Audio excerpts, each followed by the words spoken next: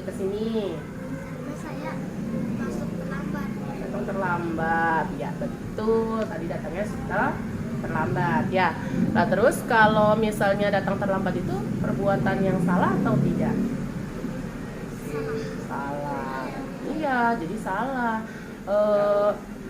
Azmi, setiap orang itu pasti pernah berbuat kesalahan. Jadi Azmi nggak boleh sedih, nggak boleh berkecil hati ya sayangnya. Pasti Azmi juga punya alasan kenapa Azmi bisa datang terlambat. Kira-kira kenapa? Karena tadi malam saya tidur larut malam. Larut malam. Oh, terus tadi bangunnya bagaimana? Kesiangan. Oh, bangunnya kesiangan karena tidurnya larut malam. Nah, tindakan Azmi itu kira-kira melanggar keyakinan kelas kita tidak? Iya. Keyakinan kelas yang mana yang udah dilanggar? Datang terlambat, ya. Nah, terus bagaimana kira-kira menurut Azmi ini bagaimana cara memperbaiki kesalahan ini? Lain kali harus masuk sekolah tepat waktu. Masuk sekolah tepat waktu, apalagi Tidak tidur larut malam. betul. Jadi kalau tidur itu tidak boleh sampai larut malam, ya, supaya bangunnya lebih pagi, jadi nggak ngantuk, ya, datangnya bisa tepat waktu. Oke, semangat ya Azmi ya. Tahu nggak kenapa ibu panggil ke sini? Nggak tahu. Tadi ibu lihat Alif ngambil penghapus ilham ya. Kenapa Alif mengambil penghapus ilham? Karena nggak bawa penghapus. Kayak gitu. Nah, kalau mengambil barang milik orang lain itu salah atau tidak? Salah, ya. Jadi setiap orang juga pasti pernah melakukan kesalahan. Ibu juga sama, pernah berbuat salah, ya. Nah, Alif juga nggak boleh sedih, ya. Di sini ibu nggak marah, ibu juga nggak mau menghakimi Alif, ya. Ibu di sini mau membantu mencari solusi buat Alif, ya. Alif, kalau mengambil barang milik orang lain itu melanggar keyakinan kelas kita nggak? Iya, yang mana keyakinan kelas yang udah dilanggar?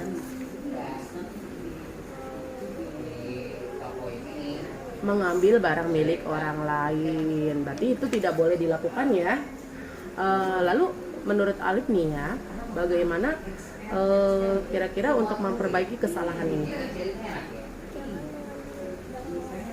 Pintar, jangan mengambil barang milik orang lain. Jadi lain kali kalau mau pinjam harus bilang pada orangnya ya. Jadi nggak boleh kita ngambil aja tanpa izin, itu ya. Udah Alif nggak usah sedih, nggak usah berkecil hati, tetap semangat ya. Nah, nggak apa-apa, ibu nggak marah. Assalamualaikum anak-anak. Selamat pagi. Apa kabarnya hari ini? Ada yang sakit? Satu orang siapa tuh sakit? Elsa ya? Udah kita doain Elsa, semoga cepat sembuh. Biar bisa balik lagi belajar sama kita di sini ya. Sayang. Nah, hari ini kita akan sama-sama membuat keyakinan kelas. Keyakinan kelas itu apa sih? Keyakinan kelas adalah kesepakatan yang harus kita patuhi ya. Jadi kita buat kesepakatan bersama. Kira-kira hal-hal apa aja yang harus ada di dalam kelas kita, yang harus dilakukan oleh kita semua? Warga kelas. Warga kelas itu siapa? Ibu ya. Ada kamu sebagai murid, ibu juga termasuk warga kelas. Jadi ibu juga harus mematuhi peraturan yang ada. Kira-kira dari peraturan yang lama, apa aja yang peraturan yang harus ada di dalam kelas? Ada yang tahu nggak? Apa? Mematuhi tata tertib. Apa? Peraturan yang ada di dalam kelas, kita harus bagaimana? Nggak boleh. Oke, pintar. Ibu tulis dulu ya. Tidak boleh buang sampah sembarangan. Ada lagi yang lain? Satu-satu angkat tangannya. Apa Zaidan? Tidak boleh berantem. Kalau di bawah tidak boleh berantem. Ada lagi yang lain? Asmi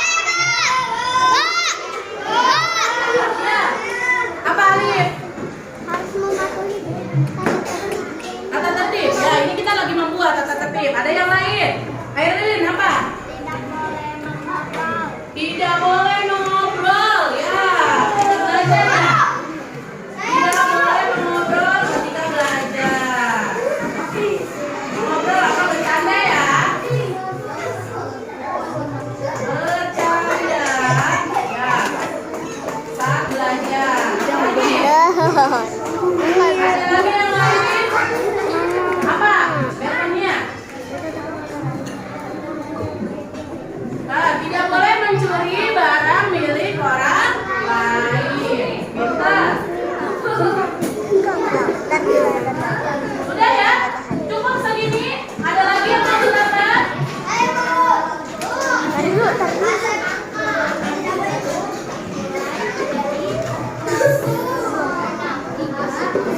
Ya sayang, ada lagi nggak kira-kira yang mau ditambahkan dari sini? Tidak boleh buang sampah sembarangan, tidak boleh berantem, tidak boleh main pintu, tidak boleh mencontek, tidak boleh terlambat, tidak boleh mengobrol atau bercanda saat belajar. Apalagi baca yang terakhir.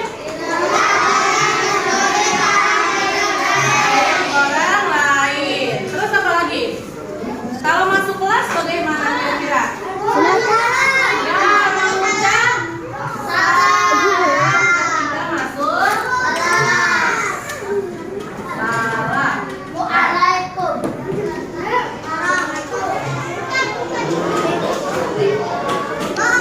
Ada lagi? Ada lagi? Udah ya, cukup ya. Jadi jangan banyak-banyak. Kalau ini yang harus kita laksanakan bersama-sama. Baik ibu sama kamu tetap melakukan hal ini ya. Nah, ini masih dalam peraturan. Sekarang kita buat keyakinannya ya. Keyakinan kelas 2B. Ya, keyakinan kelas 2B. Ya, tidak boleh buang sampah sembarangan. Berarti kalau tidak boleh buang sampah sembarangan untuk menjaga apa? Berarti di sini keyakinan kelasnya adalah menjaga kebersihan. Langsung. Yang kedua, tidak boleh berantem. Berarti apa? Untuk apa? Kita kenapa nggak boleh berantem? Kita harus apa? Saling menyayangi atau menghargai. Ya. Lalu tidak boleh main pintu. Berarti apa? Tidak boleh main pintu. Pintu itu apa? Fasilitas sekolah. Ya, berarti kita di sini harus apa? Menjaga. Iya, fasilitas kelas atau sekolah. Oke. Tidak boleh mencontek. Berarti apa? Kalau tidak boleh mencontek, apa? Mengerjakan tugas. Iya, mengerjakan tugas sendiri. Ya. Atau dengan jujur. Perhatikan.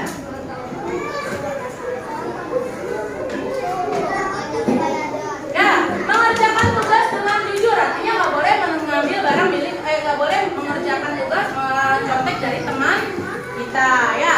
Oke, tidak boleh mengobrol atau bercanda saat belajar. Berarti di sini apa? Manfaatnya?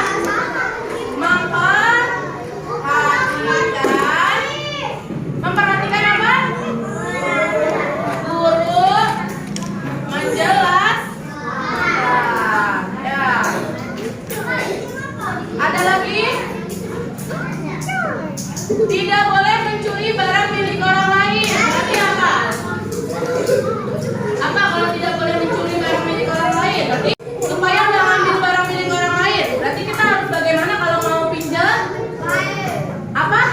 Ya, izin. Pintar. Berarti meminta izin. Ya. Ketika apa? Meminta izin ketika apa sayang? Ketika memakai barang atau meminjam barang milik orang. Meminjam barang orang lain. Ya. Yang terakhir, mengucap salam. Berarti apa kalau mengucap salam harus tidak masuk ke dalam kelas saja? Bagaimana kalau ketemu ibu di jalan? Ketemu bapak ibu guru di jalan? Tetap mengucap salam.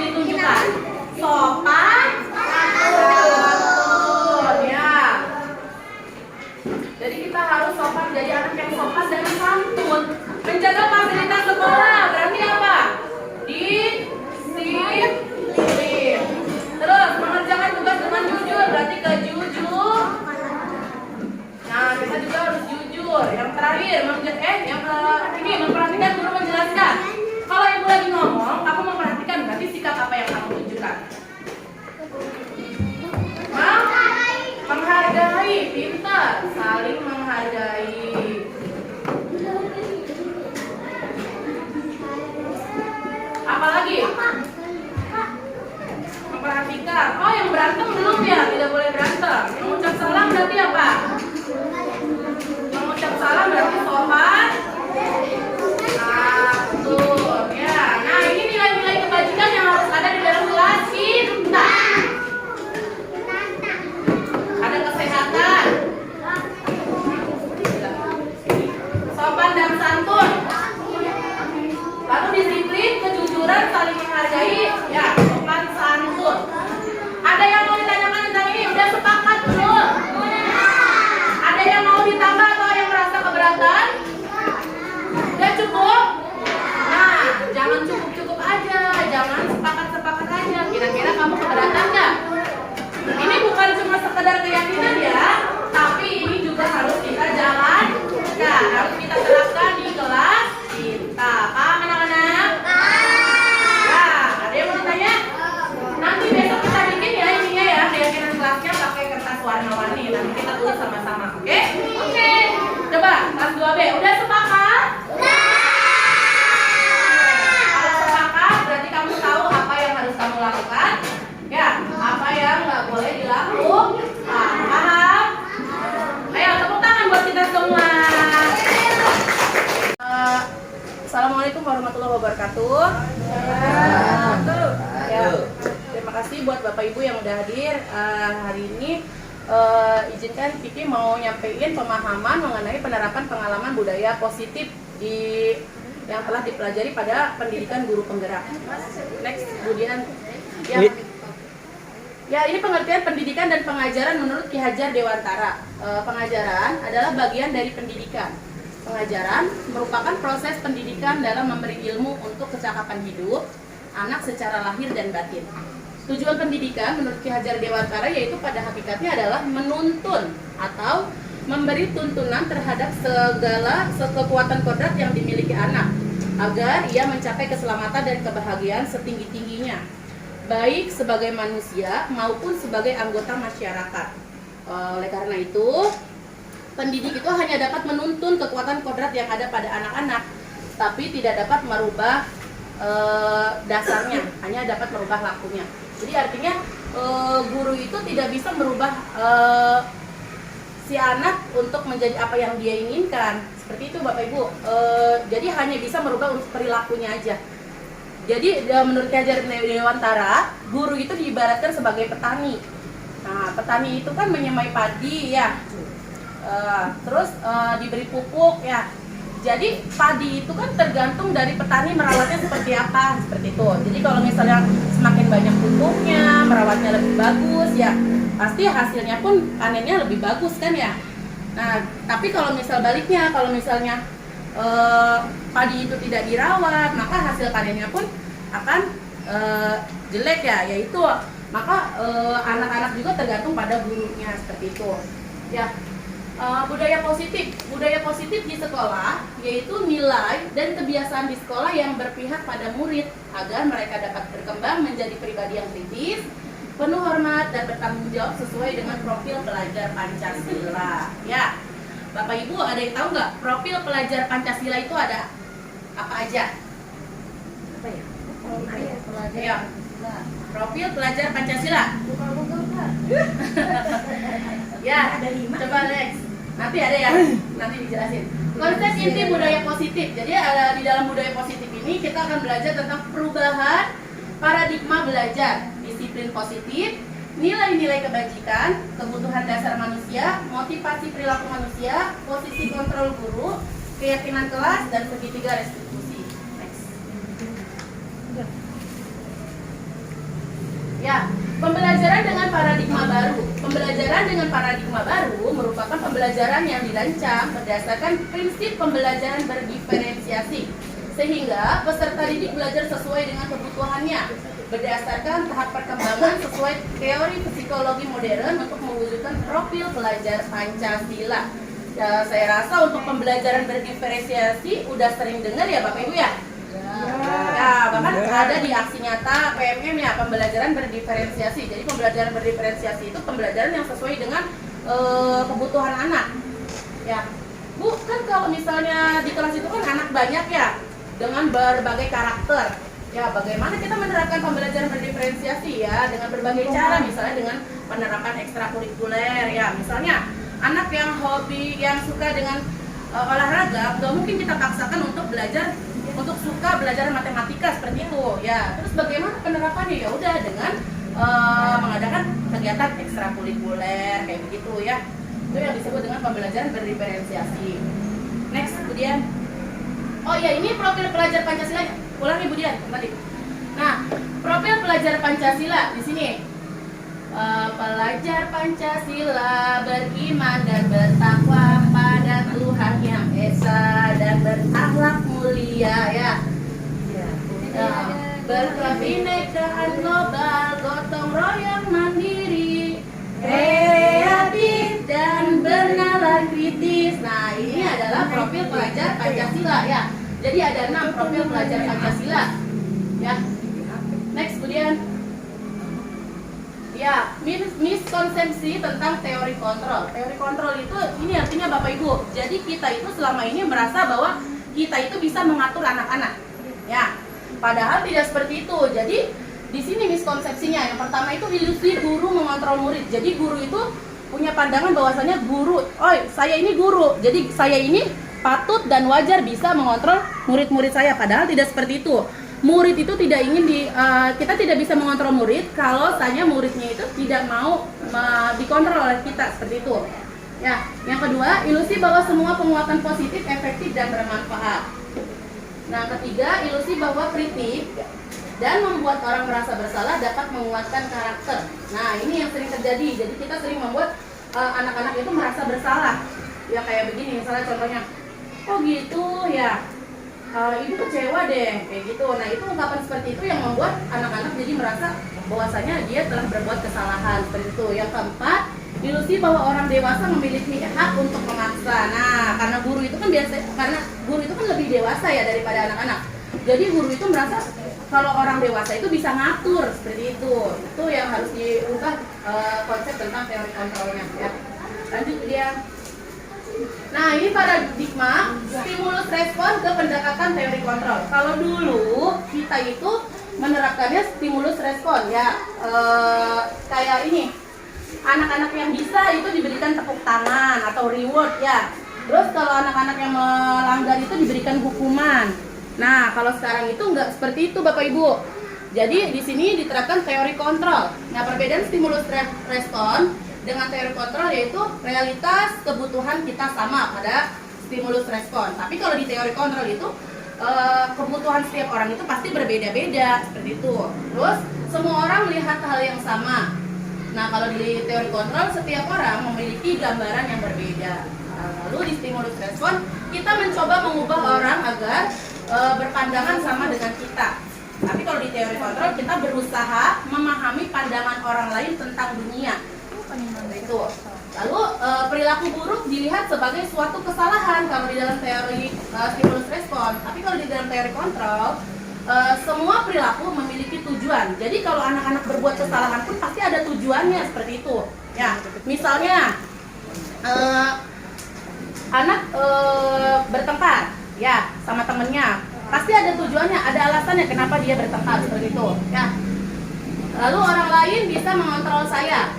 Nah, padahal di dalam teori kontrol itu hanya diri kita sendiri yang dapat mengontrol diri kita ya. Jadi anak juga sama, kita nggak bisa mengontrol anak, hanya anak itu sendiri yang dapat mengontrol dirinya sendiri, seperti itu.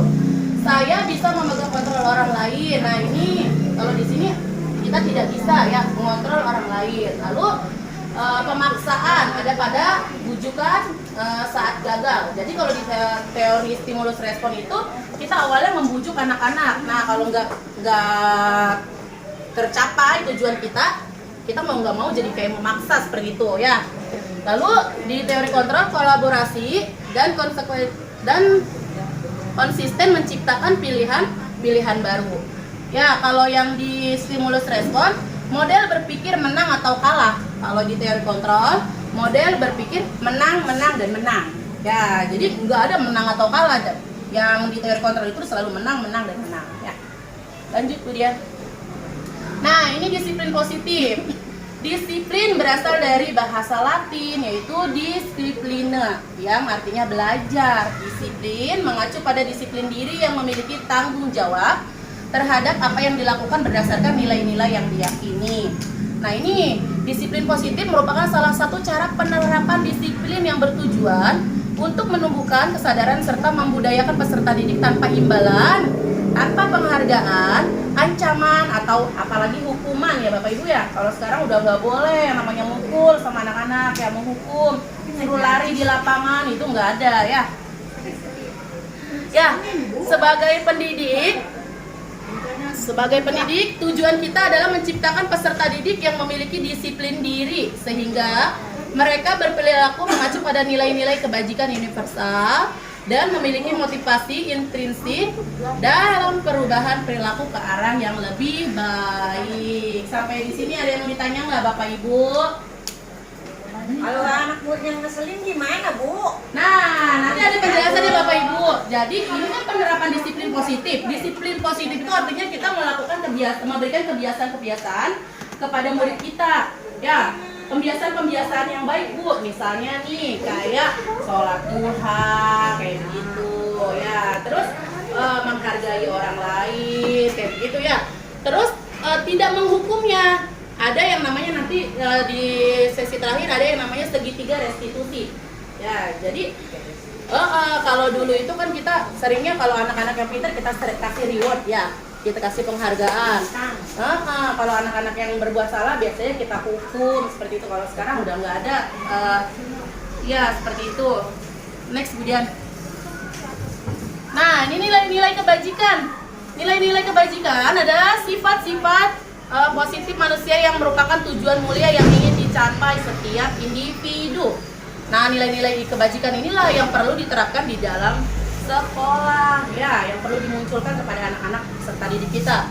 Di sini pada organisasi profil pelajar Pancasila kayak tadi ya, yang beriman, bertakwa kepada Tuhan Yang Maha Esa, berakhlak mulia, mandiri, bernalar kritis, berkebinekaan global, bergotong royong dan kreatif. Nah, kalau untuk IBO Primary Years Program PYP ya, toleransi, kayak rasa hormat, integritas, mandiri, menghargai, antusias, empati ya. Ya, keingintahuan, kreativitas, kerjasama, percaya diri dan komitmen ya. Ini organisasi.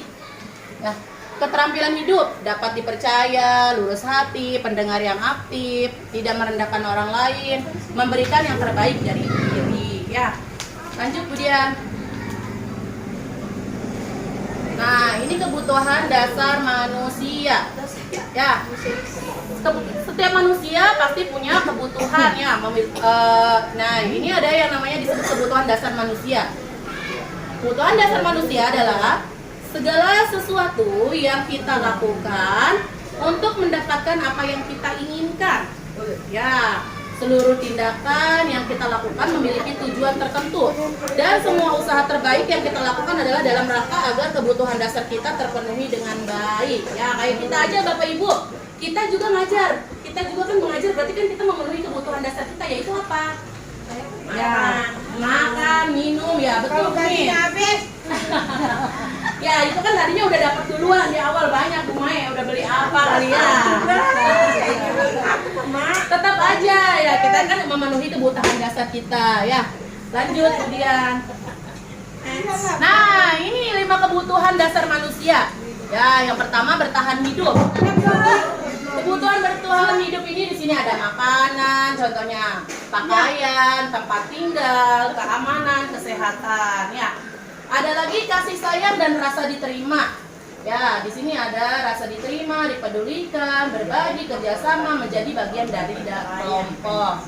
Ada lagi kesenangan, kayak bermain, humor, antusias, tertawa. Ya, dan penguasaan di sini ada harga diri, keinginan untuk dianggap, memimpin, berprestasi, diakui, didengar. Lalu ada kebebasan, mandiri, memiliki pilihan, mencoba hal baru, mampu mengendalikan arah. Nah, kayak tadi yang Bu Mimin sebutin ya, kebutuhan dasar manusia. Nah, ini kita kenapa kerja ngajar ya? Ini kita ingin bertahan hidup, yaitu kita ingin mendapat makanan, pakaian ya, karena kan dengan bekerja kita mendapatkan gaji, ya imbalan seperti itu. Nah, anak-anak juga sama. ketika melakukan kesalahan pasti dia juga ingin memenuhi kebutuhan dasarnya Bapak Ibu. Kayak misalnya anak bercanda di dalam kelas. Nah, kira-kira kebutuhan dasar apa yang ingin dipenuhi anak? Kesenangan, dia ingin bermain ya. Iya. Perhatian, Seperti perhatian. itu. Berarti ada alasannya kenapa anak itu bercanda di dalam kelas, yaitu dia ingin memenuhi kebutuhan dasarnya, yaitu kesenangan, ingin bermain seperti itu ya. Nah, lanjut kemudian. Ya, ini motivasi perilaku manusia. Yang pertama, untuk menghindari ketidaknyamanan atau hukuman. Yang kedua, untuk mendapatkan imbalan atau penghargaan dari orang lain. Yang ketiga, untuk menjadi orang yang mereka inginkan dan menghargai diri sendiri sesuai dengan nilai-nilai yang dipercaya. Nah, dari ketiga motivasi perilaku manusia ini, ya, yang pertama dari kedua ini adalah motivasi ekstrinsik. Nah, ekstrinsik itu artinya motivasi dari luar diri anak. Ya.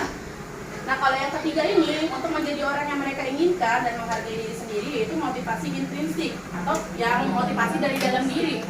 Nah, ini adalah tujuan dari disiplin positif, seperti itu Bapak Ibu.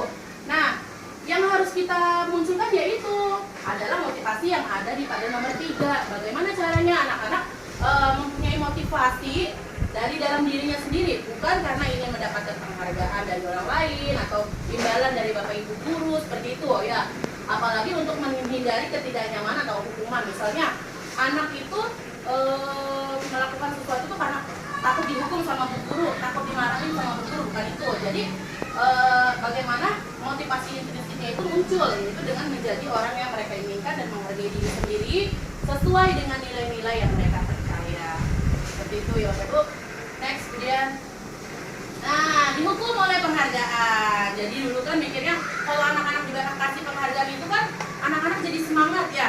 Ternyata penghargaan itu dapat menghukum diri kita, diri anak-anak. Penghargaan menurunkan kualitas yang pertama. Ya. Jadi dengan diberikan penghargaan itu anak-anak jadi berharap terus diberikan penghargaan. Jadi dia itu tidak mau melakukan sesuatu berdasarkan dari dirinya sendiri. Karena tingkah laku yang dia lakukan ya, atau itu hanya ingin mendapatkan penghargaan. Nah, makanya penghargaan itu dapat menurunkan kualitas pembelajaran. Seperti itu Bapak Ibu. Yang kedua, penghargaan mematikan kreativitas. Nah, di sini juga kan Bapak Ibu, kadang anak-anak itu kan satu kelas itu kan banyak ya. Nah, anak-anak itu kadang ada yang bu saya bu ya, itu kan karena dia ingin mendapatkan penghargaan dari gurunya. Nah, bagaimana anak-anak yang tidak mendapatkan kesempatan? Nah, mereka jadi jenuh, udah males ya, dia lagi seperti itu. Nah, makanya penghargaan itu dapat ada ininya juga ya, hal negatifnya ya, jadi nggak bisa diterapkan terus-menerus penghargaan itu Bapak Ibu. Nah, penghargaan mengurangi motivasi intrinsik, yaitu makanya tadi saya bilang kalau penghargaan itu anak-anak jadi ingin mendapatkan penghargaan, makanya melakukan sesuatu. Misalnya anak-anak jadi rajin ya sekolahnya karena ingin mendapatkan penghargaan, tapi ketika anak itu tidak mendapatkan respon dari Bapak Ibu gurunya, maka mereka jadi berbalik malas. Atau mungkin kalau misalnya anak-anak terus diberikan penghargaan, maka nanti anak-anak akan merasa bergantung pada gurunya, jadi tidak mandiri seperti itu ya. Kayak contoh kemarin tuh ya ada kasus seperti ini. Jadi seorang guru memberikan penghargaan berupa stiker bintang ya. Nah, ketika si ibu gurunya itu nggak masuk, dia menitipkan kelas pada guru lain. Nah, karena terbiasa mendapatkan stiker bintang, ketika digantikan oleh guru lain, kan guru yang lain itu nggak tahu ya kalau misalnya anak yang hebat biasanya diberikan stiker bintang. Nah, anak itu akhirnya menanyakan kepada gurunya seperti itu ya. Dan anak itu malah jadi males. Kenapa? Karena nggak dapet stiker, karena biasanya kan sama ibu gurunya diberikan stiker bintang seperti itu. Nah, itu ya makanya dibilang penghargaan menurunkan kualitas, penghargaan mematikan kreativitas, penghargaan mengurangi motivasi intrinsik. Itu dia. Nah, bentuk program kebajikan apresiasi. Nah, kalau kita mau memberikan apresiasi kepada anak, ini yang harus diperhatikan Bapak Ibu. Jadi yang pertama, beri pengakuan secara khusus. Jadi jangan disebutin di depan teman-temannya. Itu malah jadi bikin iri teman-temannya yang lain ya. Lalu berikan pengakuan secara pribadi. Ya, kayaknya hampir sama ya. Nomor 1 dan nomor 2. Yang ketiga, beri pengakuan kepada semua murid. Jadi jangan itu aja, jangan yang pinter aja yang dikasih penghargaan. Ya, yang diberikan apresiasi, pengakuan. Ya. Jadi anak-anak yang memerlukan perhatian juga harus diberikan penghargaan ya. Jadi secara bergantian, nggak itu terus, biar nggak monoton, nggak jenuh juga ya. Lalu beri pengakuan secara konsisten. Yang terakhir, fokus pada proses, bukan hasilnya ya. Lanjut kemudian. Nah ini hukuman, konsekuensi, dan restitusi. Ini coba tulisannya ya, bisa digedein. Ya, ada hukuman, ada konsekuensi, ada restitusi. Dia next aja kali, Bapak Ibu. Nah ini hukuman. Hukuman di sini tidak terencana, tiba-tiba. Terus murid tidak tahu apa yang akan terjadi. Jadi murid itu tidak dilibatkan ya. Nah, bersifat satu arah, berupa hukuman fisik atau psikis. Nah, kalau konsekuensi terencana atau disepakati sesuai peraturan. Murid tetap dibuat tidak nyaman, tapi ada konsekuensi. Sikap guru selalu memonitor murid. Yang ketiga, restitusi. Proses menciptakan kondisi bagi murid untuk memperbaiki kesalahan. Jadi pada restitusi itu kalau anak berbuat salah itu, anak itu bagaimana mencari solusi atas permasalahan yang telah dia buat. Seperti itu Bapak Ibu. Ya. Jadi bukan ibu gurunya yang memberikan hukuman, misalnya kayak anak datang terlambat, lalu ibu gurunya udah berdiri di depan kelas, seperti itu. Bukan seperti itu. Jadi kalau pada restitusi itu anak itu dipanggil, kenapa bisa terlambat, ditanyakan alasannya apa bisa terlambat ya. Nah kayak tadi, apakah ada kebutuhan dasar yang tidak terpenuhi, misalnya kayak kemarin tuh praktek restitusi ya. Anak kan ada yang terlambat, pas saya panggil ternyata anak itu bangun kesiangan karena kalau malam itu tidurnya larut malam. Nah, kenapa saya tanya? Karena papahnya ternyata orang tuanya itu jualannya malam ya, jualan pecel ayam. Nah, jadi dia kalau tidur itu selalu nunggu orang tuanya pulang dulu seperti itu. Nah, itu kan berarti ada kebutuhan dasar. Alasannya anak itu bisa ketinggalan masuk kelas kan karena ada kebutuhan dasar yang tidak terpenuhi seperti itu ya. Proses kolaboratif bagi murid untuk mencari solusi sendiri. Next kemudian. Nah, sebelum ke sini, ini kan ada hukuman atau konsekuensi. Kita ice breaking dulu. Ya, Bapak Ibu. Ice breaking ya. Ice breakingnya begini. Kiki nanti nyebutin, misalnya saya. Kiki lempar Bu Sadia gitu. Misalnya Bu Sadia lanjutin. Sebutin kata Kiki, saya suka gitu. Nah, nanti Bu Sadia lempar ke Teguh. Teguh lanjutin, saya suka makan gitu. Nanti Pak Teguh lanjut, Pak Jitoib gitu ya. Pak Jitoib lanjutin, saya suka makan bakso. Nanti kemudian lanjutin lagi, saya suka makan bakso dan apa gitu. Satu kata ya. Sebutin sekata yang sudah disebut dan tambahin satu kata lagi gitu. Paham? Yang salah akan mendapatkan hukuman. Setuju? Oke. Padahal kita nggak boleh menghukum ya. Gak apa-apa, ini permainan aja. Oke, mulai dari Kiki ya. Aku dulu ya. biar gampang gue nyebutinnya katanya. Dari belakang dulu ah. Terus suka-suka Kiki dong. Oke. Saya, Bu Adek. Saya suka gitu. Saya suka. Lanjut ke siapa? Kotor. Mae. Saya suka makan. Lanjut Mae. Saya suka makan bakso. Lempar Rumin ke siapa? Kemudian Kemudian. Saya suka makan bakso dan es campur. Kemudian lanjut sebut siapa? Campur Haji. Haji. amat. Makan bakso dan es campur di Cikarang. Lanjut siapa? Saya suka makan bakso Diam, dan diam. es campur di Cikarang Baru. Iya. Bisa dia. Saya suka makan bakso dan kuliner dan Nggak ada kulinernya. Nggak ada kulinernya.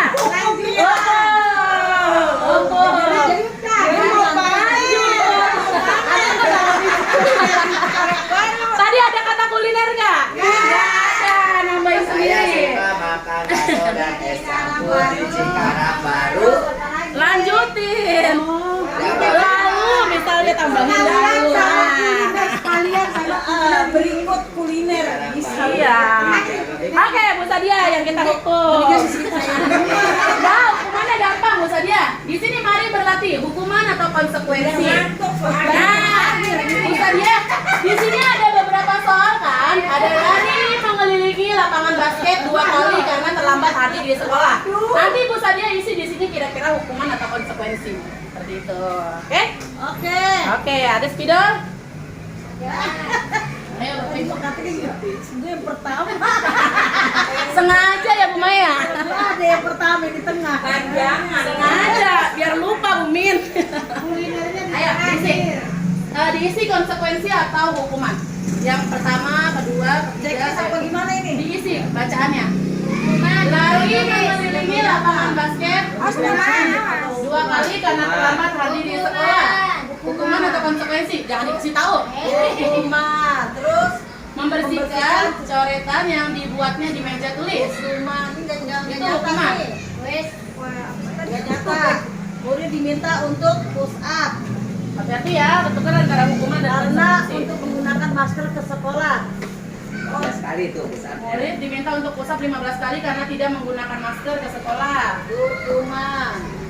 Jangan hukuman. Mana konsekuensinya? Tugas teman yang konsekuensi. Konsekuensi. Terus berjemur di lapangan Basket pukul 12. Terus murid Murid diminta diminta bertelanjang kaki sepanjang hari karena tidak menggunakan sepatu warna hitam. konsekuensi. Terus Ya, berdiri di depan kelas sambil sambil mengangkat kaki satu karena tidak bisa menjawab pertanyaan. Oke, berarti konsekuensinya ada 2 ya? Ya, lari mengelilingi lapangan. Coba, kemudian next ke ini selanjutnya. Nah, ada nggak tuh?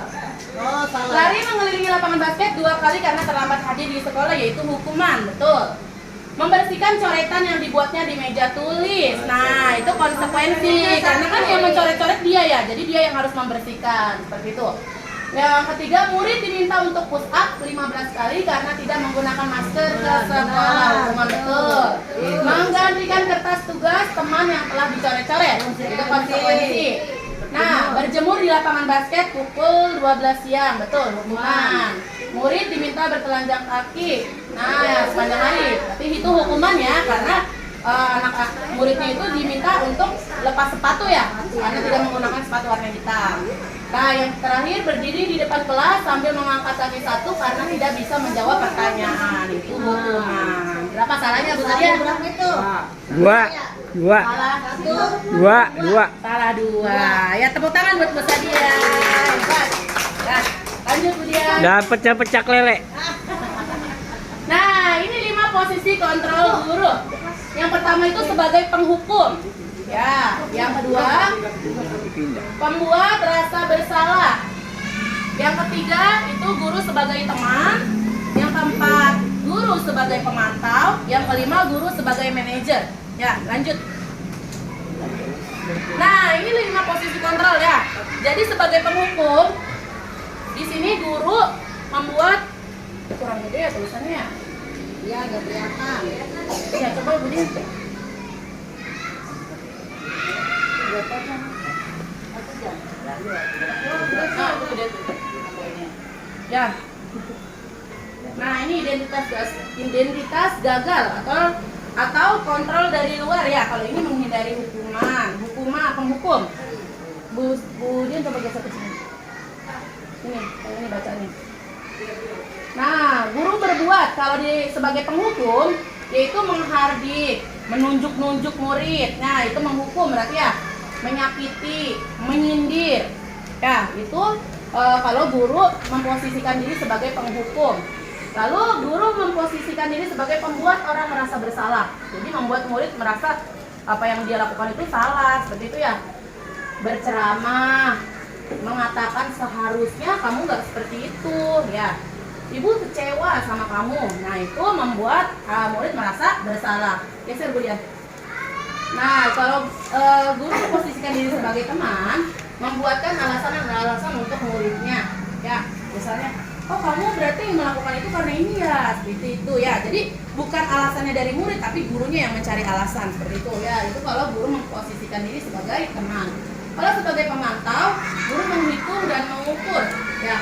Nah, harusnya guru itu memposisikan diri sebagai manajer, yaitu mengajukan pertanyaan-pertanyaan. Ya, lanjut kemudian ke bawahnya. Nah, kalau di dalam penghukum, guru berkata, kalau kamu tidak melakukannya, awas ya, contohnya, rasakan, kayak gitu. Jadi kayak mengancam gitu ya. Kalau di dalam ini membuat merasa bersalah, kamu seharusnya kayak gitu. Kamu sudah tahu, ibu lelah sekali mengatakannya. Ibu stres kayak gitu. Jadi murid itu merasa kalau gurunya itu stres karena perbuatan dia seperti itu. Jadi murid merasa bersalah gitu ya. Kalau sebagai teman, ayolah lakukan demi ibu ya gitu. Terus masa kamu tidak mau? Ingat, ibu ingat tidak ibu pernah bantu ya. Jadi kamu ingat nggak kalau ibu pernah bantu kamu? Ayo dong kayak gitu. Itu sebagai teman ya.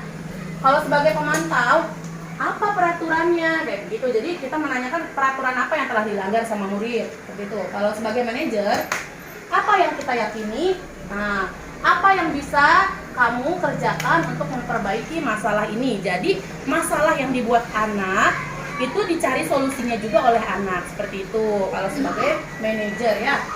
Lalu hasilnya bagaimana? Kalau di dalam penghukum biasanya anak-anak jadi memberontak Bapak Ibu, lalu menyalahkan orang lain. Terus anak-anak juga jadi sering berbohong karena takut untuk dihukum ya.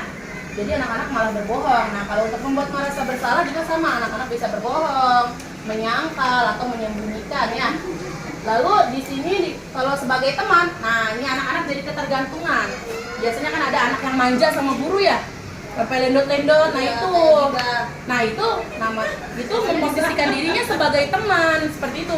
Padahal itu nggak boleh ya. Jadi anak-anak merasa ketergantungan sama gurunya. Lalu menyesuaikan diri bila diawasi kalau sebagai pemantau. Jadi kalau diawasin aja anak-anak tuh kayak, oh bu guru ngeliatin gitu, jadi pura-pura gitu ya.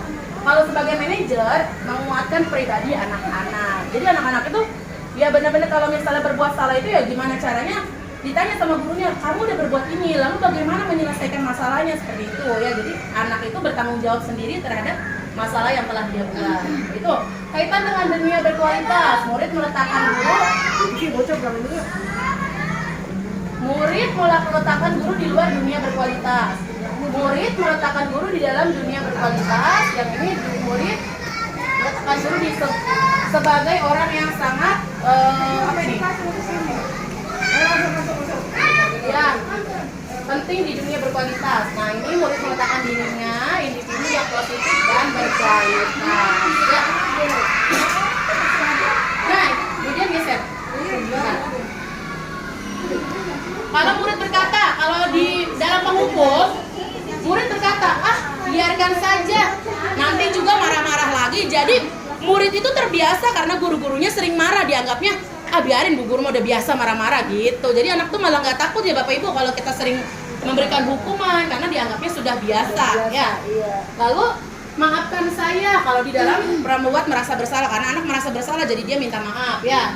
Geser. Dia. Nah kalau dia sebagai teman, saya pikir Bapak Ibu teman saya gitu ya.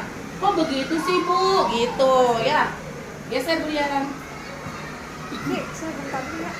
Ya.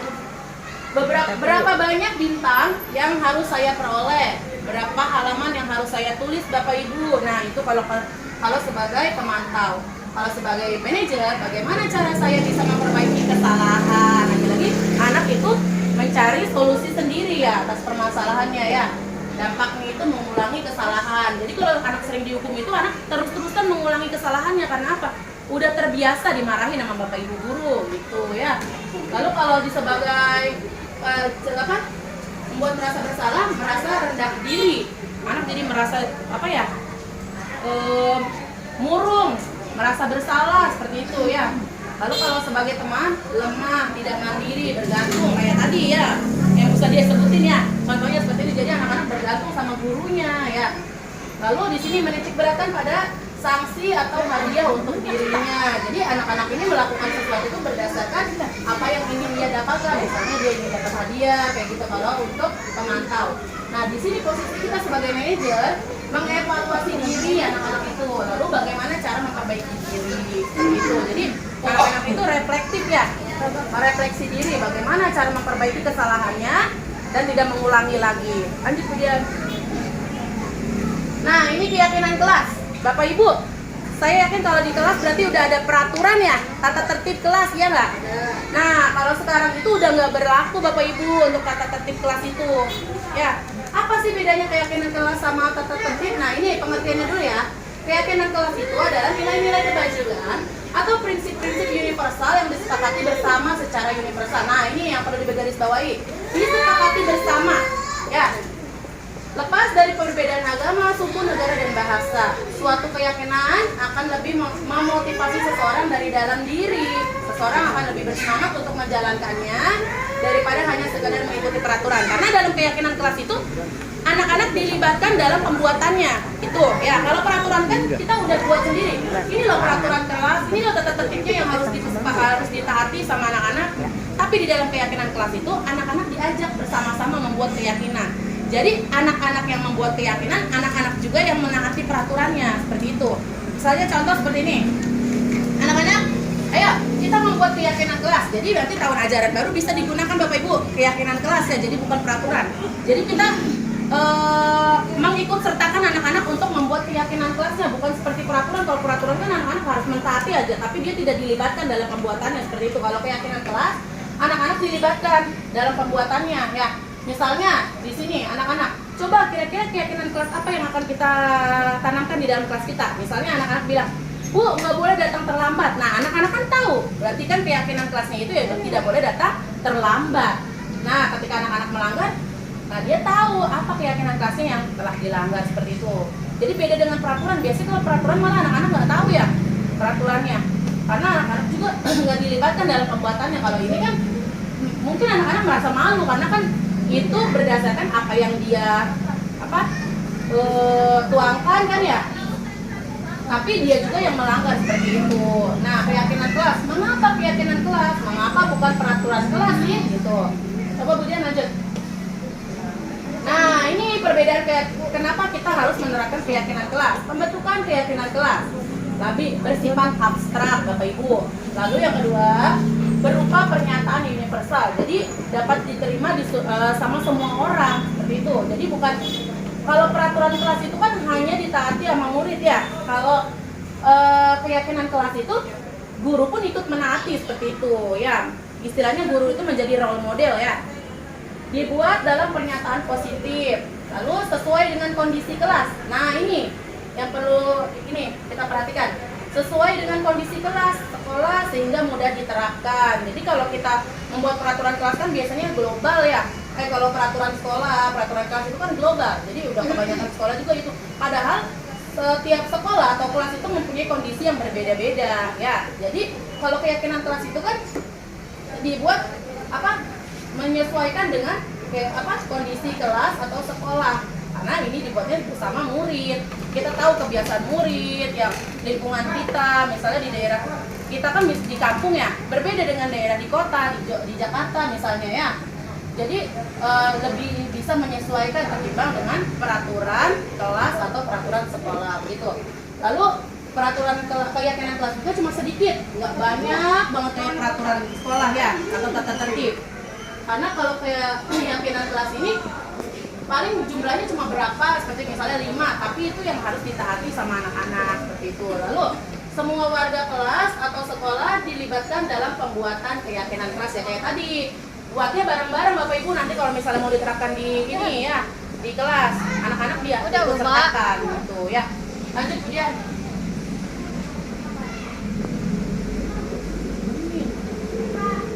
Segitiga restitusi. Nah, ini tadi yang Bu Mimin tanyain. Terus kalau anak nakal, anak berbuat salah itu gimana? Nah, ini kita menerapkan namanya segitiga restitusi, Bu Min.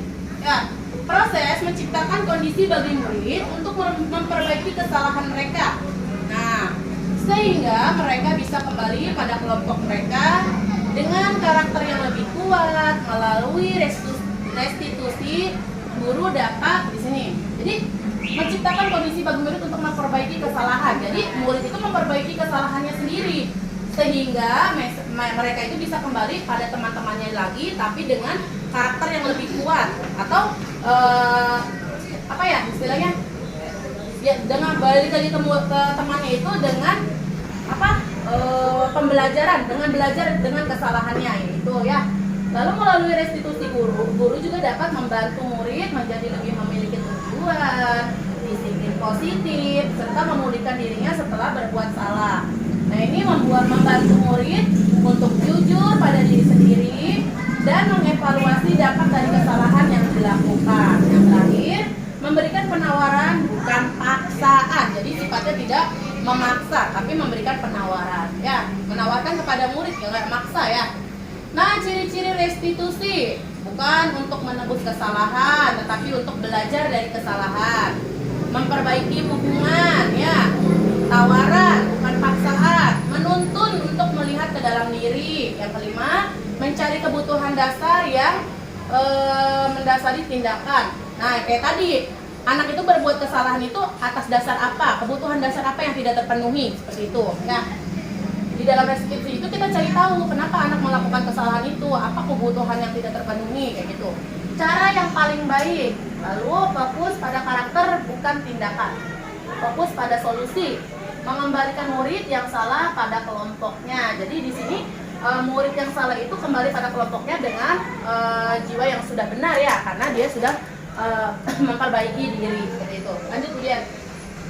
Nah, ini tahapan segitiga restitusi. Jadi ada 3 tahapan. Yang pertama, balik lagi kemudian, menstabilkan identitas.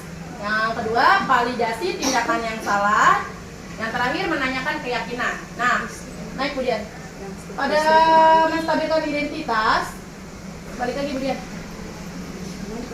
Nah, di sini biasanya guru memberikan pertanyaan, memberikan pernyataan. Setiap orang pasti pernah melakukan kesalahan, kayak gitu ya. Kamu bukan satu-satunya yang pernah melakukan ini, gitu. Lalu kalau pada validasi tindakan yang salah, kamu tentu punya alasan mengapa melakukan itu. Nah, kayak tadi kan di sini ditanyakan alasannya kenapa anak itu bisa melakukan hal itu ya. Ada cara yang lebih efektif untuk mendapatkan apa yang kamu butuhkan. Lalu pada menanyakan keyakinan, nilai-nilai apa yang telah disepakati. Lalu, nah ini kalau nilai-nilai apa yang telah disepakati ini pembuatan keyakinan kelas apa yang udah disepakati antara guru dan murid. Nah, apa yang udah dilanggar sama murid, keyakinan yang mana yang udah dilanggar, seperti itu. Kamu ingat kamu ingin menjadi seorang yang seperti apa sih? Tuh ya. Lanjut kemudian. Nah, pada menstabilkan identitas, ini berdasarkan prinsip membuat kesalahan adalah bagian dari proses pembelajaran. Jadi anak-anak itu kalau mau berbuat salah itu nggak dihukum, tapi itu adalah proses dari pembelajaran. Jadi anak-anak supaya belajar daripada kesalahannya ya. Nah, berbuat salah itu tidak apa-apa, tidak ada manusia yang sempurna. Ibu juga pernah melakukan kesalahan seperti itu, ya kayak gitu. Kata-kata yang diucapkan oleh gurunya. Kita bisa menyelesaikan masalah ini, atau Bapak Ibu tidak tertarik mencari siapa yang salah. Ya, Bapak Ibu di sini ingin membantu mencari solusi. Ya, jadi tidak istilahnya ya? Tidak menyidang anak-anak ya, kayak gitu ya. Jadi tidak menanyakan kenapa kamu kayak begitu. Ya, salahnya apa? Jadi di sini lebih kepada mencari solusi, membantu mencari solusi. Berarti sekarang tanya gini, emang boleh kayak gitu? Iya, kayak gitu Bu. Jadi enggak yang anak dihukum gitu. Jadi kamu kenapa kau bisa melakukan itu? Iya.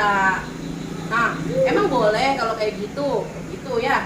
Jadi anak-anak nggak diberikan hukuman, tapi nanti anak-anak ditanya, terus kalau kamu melakukan itu salah enggak? Seperti itu. Salah Bu, misalnya dia merasa salah, lalu apa yang harus dilakukan untuk memperbaiki kesalahan ini gitu. Nanti dia kan berpikir ya, apa ya gitu, misalnya kayak dia berantem, oh iya Bu, saya harus minta maaf, misalnya kayak gitu. Nanti ada videonya praktek restitusi yang kemarin Kiki udah praktek di kelas 2B ya. Lanjut kemudian. Nah ini, validasi tindakan yang salah. Berdasarkan prinsip, setiap perilaku berupaya untuk memenuhi suatu kebutuhan tertentu. Nah, kamu pasti punya alasan. Nah, ini yang tadi validasi tindakan yang salah. Kita tanyakan alasan kenapa murid kita itu melakukan hal itu, kayak gitu. Nah, terus padahal kamu bisa melakukan yang lebih buruk dari ini ya, kayak gitu. Tapi kamu tidak melakukannya. Kamu patut bangga pada dirimu sendiri, gitu ya. Kamu telah melindungi sesuatu yang penting buatmu. Lanjut Bu. Ya. Nah, menanyakan keyakinan. Nah, kalau menanyakan keyakinan ini tadi seperti yang kita buat, kita kan nanti misalnya di tahun ajaran baru sudah membuat keyakinan kelas ya. Nah, kalau murid melanggar, kita tanya, apa keyakinan kelas kita? Keyakinan kelas mana yang telah kamu langgar gitu. Ya, nilai-nilai apa yang kita telah sepakati bersama? Seperti apa gambaran kelas yang ideal? Kalau menurut kamu tuh kelas yang ideal itu seperti apa gitu? Mungkin anak-anak itu berbuat nakal atau apa itu karena tidak nyaman di kelas Bapak Ibu ya, atau mungkin anak-anak merasa jenuh dengan cara mengajar Bapak Ibu guru seperti itu ya. Jadi kesalahan itu bukan yang dibuat anak itu bukan terus-terusan kita menyalahkan anak, tapi kita sebagai introspeksi diri juga perbaikan pembelajaran yang kita lakukan seperti itu ya. Kamu mau jadi orang yang seperti apa? Nah, lanjut Dian. Nah, ini penerapan video penerapan segitiga restitusi karena di downloadnya. Iya si Asmi, Bapak Ibu kemarin kan datangnya telat. Nah, itu kan berhubungkan Titi kemarin harus menyelesaikan 2 kasus ya. Nah, ini kasus yang pertama ini Asmi datangnya telat. Nah, kemarin Titi menerapkan video itunya. Ada videonya, cuma ini kan Kiki downloadnya dalam bentuk PPT, jadi dia nggak keputar videonya. Ada videonya tapi kemudian bisa diputar nggak? Ini tuh ada ininya.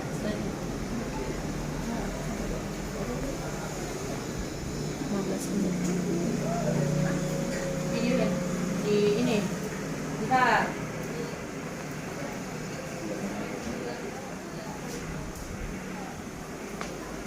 Ini tadi ya?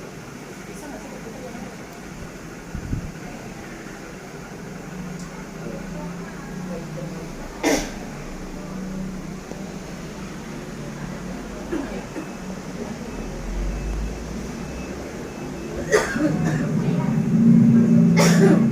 Terlambat. Jadi kira-kira tahu nggak apa yang dipanggil ke sini? Terlambat. Terlambat ya. Nah, terus kalau misalnya datang terlambat itu perbuatan yang salah atau tidak? Salah. Iya, jadi salah. Azmi, setiap orang itu pasti pernah berbuat kesalahan. Jadi Azmi nggak boleh jadi nggak boleh hati adanya. Azmi itu punya alasan kenapa Azmi bisa datang terlambat.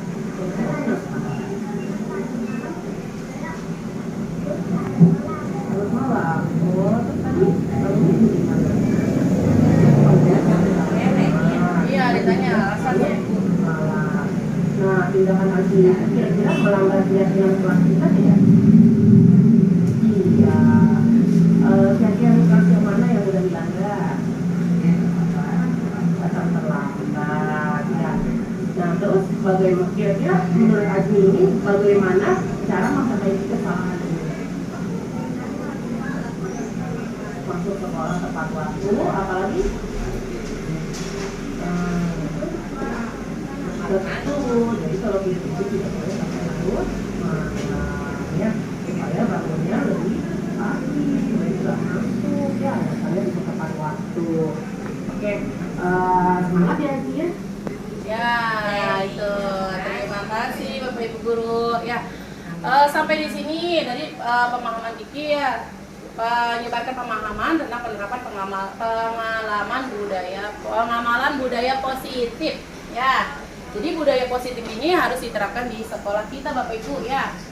Kayak tentang keyakinan kelas. Jadi kita tidak boleh sekarang penerapan menghukum atau memberikan reward kepada anak-anak, tapi lebih kepada segitiga restitusi. Lalu kalau gimana kalau kita mau memberikan apresiasi kepada anak-anak yang hebat dan pintar ya kayak tadi, tidak di depan anak teman-temannya ya. Jadi secara khusus atau pribadi ya.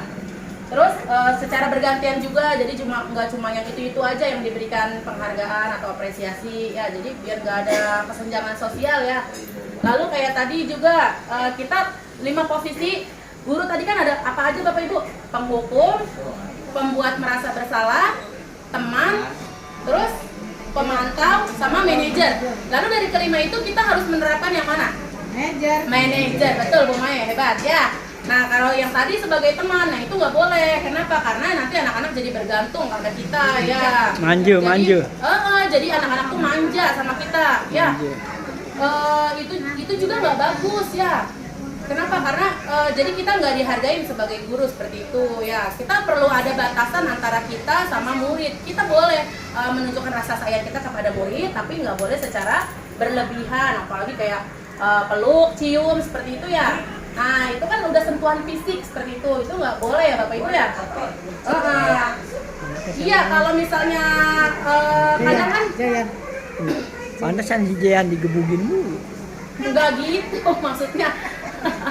Iya, jadi kita memang sayang kepada murid-murid kita, tapi yang nggak perlu nunjukinnya sampai nyium anak murid gitu ya, karena kan itu apalagi itu udah sentuhan fisik ya, takutnya nanti ada orang tua yang nggak terima atau seperti apa kayak gitu kan. Sekarang mah gampang ya Bapak Ibu ya, dikit-dikit jalur hukum seperti itu ya. Iya. Lalu ada lagi yang mau ditanya Bapak Ibu? Udah. Masih 10 menit lagi. Ice breaking lagi ya? Boleh. Oke, boleh. Biar nggak ngantuk. Iya. Bikinnya yang panjang ya, Bu. Iya, ice breakingnya yang panjang. Mau ice breaking apa? Ya. Kau senang hati. Ayo Bu Sadia deh, minta tolong ke depan. Ayo, biar yang lain. Ya, Bu Mimin dah, Bu Mimin gantian. Bu Mimin kelas 1. Ayo. Udah maju, Bu Mimin. Ayo. Bu Mimin, ayo. Kita biar ngikutin yang lain. Kau senang apa aja? Nyanyi dan gerakin. Ya, ayo. Ice breaking dulu. Ya, sebelum istirahat, kita ice breaking dulu, Bapak Ibu. Gimana Bu Min? Gerakannya? Berdiri. Tiga. Ayo, Bu Mimin. Masa begitu? Ayo, sedikit. Nah, nasi udah siap. Sini dulu. Kau senang hati injak bumi. Kalau kau senang hati, Diri atau semuanya berdiri? kalau kau senang hati, mari kita lakukan. Kalau kau senang hati, bilang hore. Hore. Kalau kau senang hati, tepuk tangan. Kalau kau senang hati, injak bumi. Kalau kau senang hati, mari kita lakukan. Kalau kau senang hati, bilang hore. Hore. Makan. Ya, masih berapa menit lagi kata 10 menit. 10 menit. Iya. Lama. Ya. Ya, jadi Bapak Ibu dari penyebaran pemahaman tadi kira-kira apa nih perbaikan yang harus kita terapkan di kelas? Apa tadi? Kata Bu Maya apa tadi? Segitiga restitusi ya. Jadi anak-anak nggak boleh dibungkul, nggak boleh juga diberikan Reward. reward di depan umum ya kalau mau di pribadi ya. Karena penghargaan tadi dapat mematikan kreativitas. Berarti orang tua murid juga nggak boleh ngasih kado. Kalau itu sifatnya nggak wajib, tapi kalau dikasih ya diambil. Tapi jangan minta. Ya, terus apa lagi? Penerapan apa lagi? Tadi segitiga restitusi ya. Lalu di tahun ajaran baru keyakinan kelas. Jadi peraturan kelasnya diganti menjadi keyakinan kelas. Ya, iya. Anak-anak nanti dilibatkan membuatnya ya. Biar anak-anak tahu. Oh iya, keyakinan kelasnya tuh ini. Jadi kalau biasanya kalau peraturan kelas itu anak-anak nggak tahu apa isinya ya. Berarti judulnya aja diganti.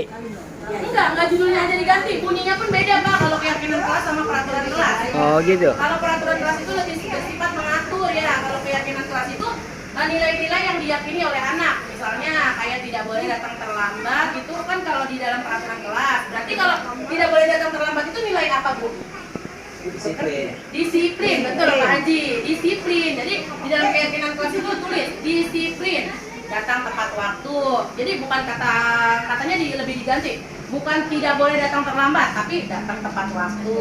Di situ keterangan disiplin. Kebersihan apa? Menjaga kebersihan ya, menjaga kebersihan kelas. Berarti keterangannya di situ kebersihan seperti itu. Misalnya anak-anak kita ajak, misalnya piket Bu, gitu kan ya. Ya udah berarti menjalankan piket kayak begitu. Jadi enggak yang Kasih itu Pak. apa? Kasih turun, bisa disiplin. Oh iya, dikasih iya keterangannya. Oh ini disiplin, nilai kebajikannya berarti disiplin kayak begitu. Kalau misalnya nanti Bapak Ibu mau buat, misalnya mau tanya-tanya nggak apa-apa, nanti Kiki ada itunya PPT-nya gitu. Oke, gimana sih? Iya, kalau nggak nanti Kiki mau kan nerapin tuh ya di tahun ajaran baru keyakinan kelas gitu ya. Karena kan sekarang udah nanggung ya, udah mau 4 gitu. Mudahan rasanya. Kata tuh masih berapa menit lagi? Masih 7 menit. Ih, lama banget. Bukan masaknya makan mulu. Ya udah disiapin aja Bu Mama ya. Oh iya, terima kasih ya Bapak Ibu yang udah menyiapkan waktunya. Maaf banget nih, udah Kiki sebagai orang yang masih muda udah nyusahin banget ya. Nyusahin Yang banget. senior, yang Mama berbagi ilmu. Iya, sama banget ya. Maaf banget ya. Terima kasih banget ya udah mau memberikan waktunya ya. Pegel 200.000 diurutin. Semangat yang nenek. Ya, Semangat. ini yang hadir nenek-nenek semua. Iya, sama aki-aki Sama aki-aki satu. Iya, dua. Nih sini, Besti baru udah datang. Udah mana tahu nanti aja ntar tinggal dimain 7 menit. Ya, salam. Ya, Ayo, terima kasih kepada baris Bapak itu Ibu. baris semua. Semua guru gini baris. Enggak, baris. Iya, baris yuk Bapak Ibu. Kumpul. Kita baris. Baris dulu biar banyak. Baris dulu kumpul. Kita baris lu foto. Masih video. Ya. Pak Ji. Kan ke Dibas, Dibas. Pulang orangnya mau di Apa ini? video. Slogan ya? Bukannya foto ini video. Iya, bisa. Masih video. Ayo. Suka rukun 1. Bisa. Suka rukun 1. Bisa. Suka rukun 1. Yes. Ya, udah selesai. Terima kasih. 5 menit lagi. Buat foto aja ntar, buat foto di edit. Ya. Dah.